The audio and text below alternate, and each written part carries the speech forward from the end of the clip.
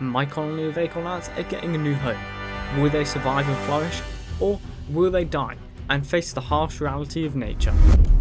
This colony is in dire need of a new setup. As you can see, both of their test tubes have run out of water, so if I don't move them into a new safer setup soon, the colony could end up dying. I've placed down a small cap at the outward exit so that the ants can climb up it and get into the nest.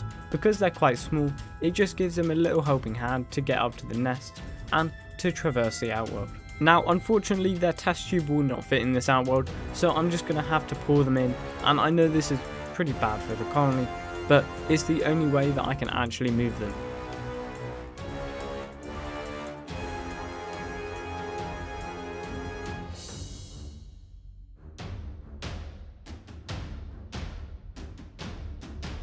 Now that I've fully tipped in one of the test tubes, here comes the dangerous part.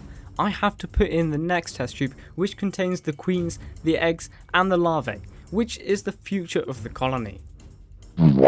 Okay, well, I'm a little ashamed to admit I may have messed up the recording on this, but as you can see in this zoom in, the eggs are safely in the outworld and the queen is somewhere in there with them. And now comes the painstaking process of moving all of the ants that are currently in their old outworld into their new outworld. And I have some nice featherweight forceps to do it, but it still takes its time, especially since these guys are so small.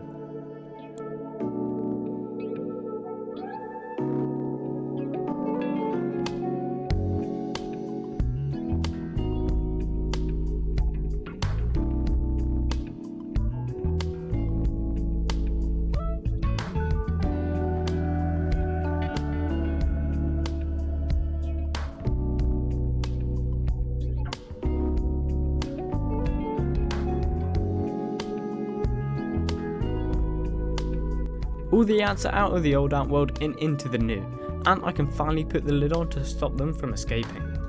One thing I discovered though when I was cleaning out their old outworld was kind of disturbing. I found a bunch of dead workers, and I don't mean just a couple, I mean a whole colony's worth.